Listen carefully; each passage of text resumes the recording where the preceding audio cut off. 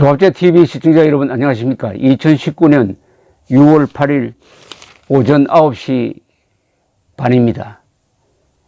우리나라 말에 시도 때도 가리지 않고 뭐 이런 말이 있습니다. 시도 때도 같은 말이지만은 시도 때도 가리지 않는다는 말은 그 장소나 시츄에이션에 맞는 이야기를 해야 되는데, 저 어디 결혼식에 가서 장송가를 부른다든지 아니면 빈소에 가서 농담을 한다든지 하는 것을 시도 때도 가리지 않는다는 뜻이죠.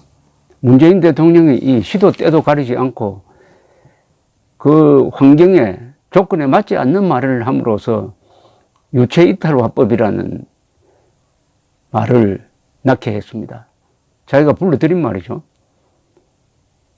5.18 기념식에 가서는 자기하고 생각이 다른 사람을 독재자의 후예라고 한다든지, 유엔 총회에 가서 연설을 하면서 유엔군의 도움으로 대한민국이 자유를 지켜냈다는 이야기를 하기는커녕 유엔군이 개입한, 유엔군이 우리를 도와준 그 남침전쟁을 내전이었다, 한국전쟁은 내전이었다고 말함으로써 김일성 전쟁범죄 집단에 면죄부를 주는 이런 말이 시도 때도 가리지 않는다는 뜻입니다.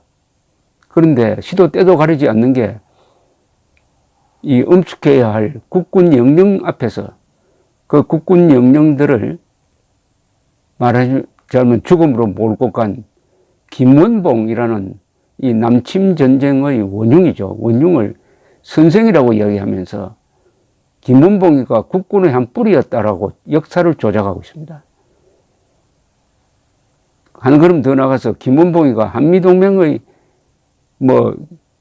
기여자인 것처럼 이런 역사 조작의 또는 조작, 이런 짓을 해도, 이런 일을 해도 아직도 지지율이 40%를 넘는 가공할 사태가 한국에서 지금 벌어지고 있습니다. 그러나 따져야 될 것은 따져야죠. 언젠가는 우리 국민들이 문재인 대통령의 정체를 정확하게 알게 될 것이라고 생각합니다. 지금은 의용 언론이 눈을 가리고 있는데 일시적으로는 그렇게 할 수가 있어요. 그리고 일부 사람을 속일 수는 있습니다. 그러나 항상 모든 국민을 속이는 것은 불가능합니다.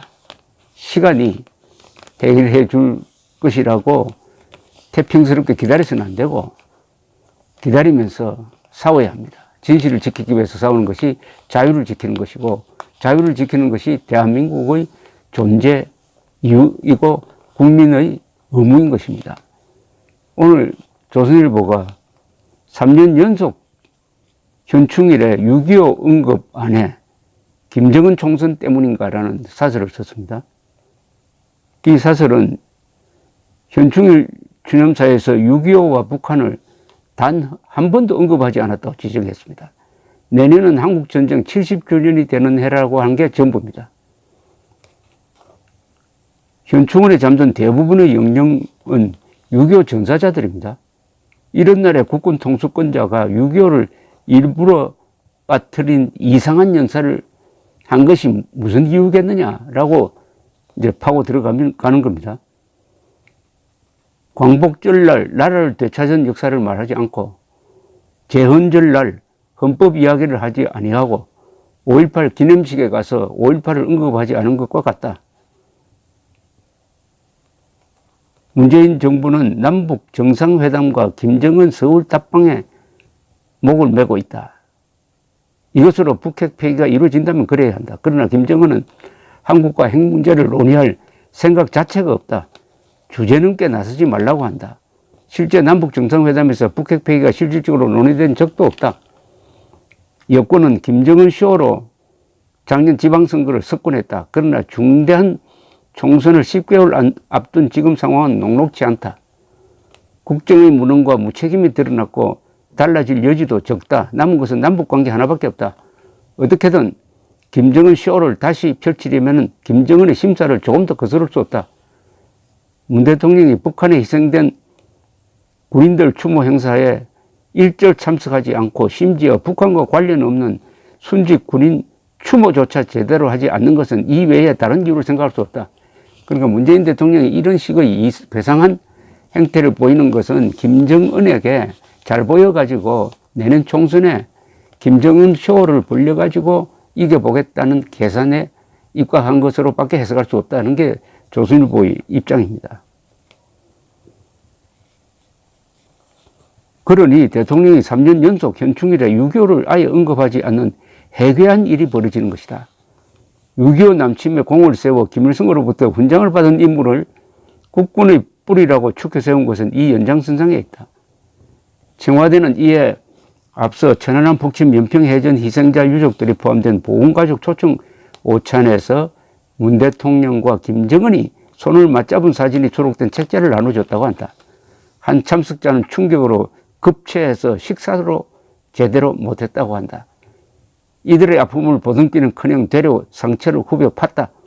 이 정권 사람들이 김정은 총선을 만들어 보려는 생각을 버리지 않는 한 이 행태들은 계속될 것이고 국민 갈등은 심해질 수밖에 없다. 국민 갈등이 심해지면은 나라가 분열이 되죠. 최악의 경우에는 내전적 상태로 갑니다. 시리아가 외국 군대와 싸우다가 이스라엘과 싸우다가 50만이 죽은 게 아닙니다. 똑같은 아랍 사람들이고 똑같은 알라신을 믿는 사람들끼리 싸웠습니다. 수니파와 시아파가 싸우고 아사드파와 반아사드파가 싸워서 2천만 국민 중에서 한 300만 명은 해외로 달아나고 50만 명이 죽었습니다. 50만 명이 죽었습니다. 이게 내전입니다. 내전. 내전은 가장 비참한 전쟁이 됩니다. 왜냐? 사상을 달리하는 집단과 집단끼리 싸우는 겁니다. 문재인 대통령이 지금 하고 있는 행태는 내전적 상황을 만들고 있습니다. 이념으로 대한민국을 분열시키고 있습니다. 이념적 분열은 종교적 분열처럼 무서운 결과를 만들어냅니다. 국군 영령들 앞에서 국군을 죽인 자를 선생이라고 호칭한 문재인 대통령이 지금 권력을 잡고 있습니다. 더구나 검찰을 비롯한 이 수사기관이 이런 문재인 정권에 봉사하고 있습니다. 모든 공무원은 국민 전체에 대한 봉사자이며 정치적으로 중립해야 한다고 헌법 7조는 명령하고 있는데도 많은 공무원들, 특히 수사기관에 근무하는 공무원들이 이 헌법 7조를 정면으로 위반하고 헌법을 위반하고 정권에 충성하고 있습니다. 충성의 대상을 완전히 착각하고 있습니다. 그 자체가 반역입니다. 헌법에 도전하는 자가 반역자입니다. 헌법을 무시하는 자가 반역자입니다. 제가 말하는 반역의 정확한 의미는 반헌법, 반국가입니다.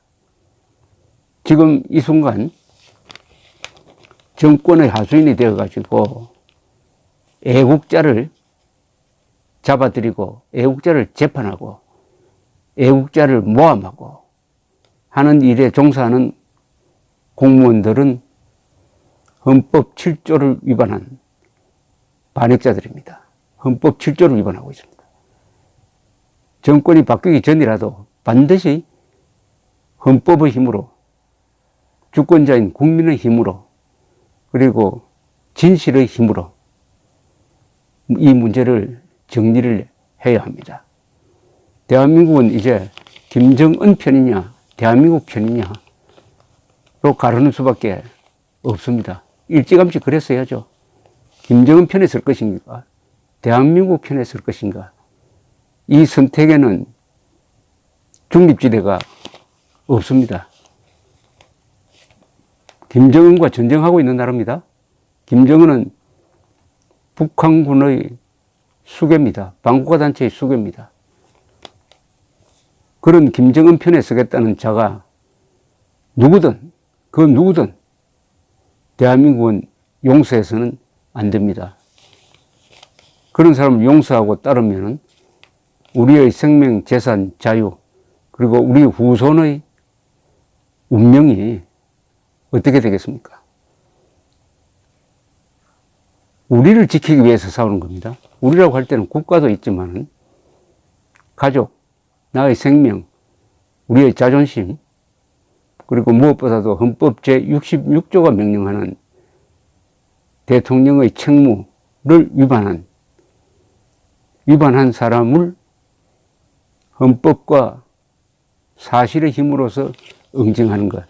이게 정당방위입니다. 정당방위. 정당방위는 내가 싸우지 않으면은, 내가 힘을 쓰지 않으면은, 내가 죽게 될 때 하는, 살기 위해서 하는 겁니다. 오늘날 대한민국의 애국운동은 살기 위해서 하는 겁니다. 따라서 생명을 걸어야 합니다. 생명을 지키기 위해서 싸우는데 생명을 걸지 않고 싸울 수가 있습니까? 말로 때울 수가 있습니까? 지폐로 때울 수가 있습니까? 목숨을 건다. 자유냐 죽음이냐의 선택의 기로에 대한민국이 처해 있습니다. 감사합니다.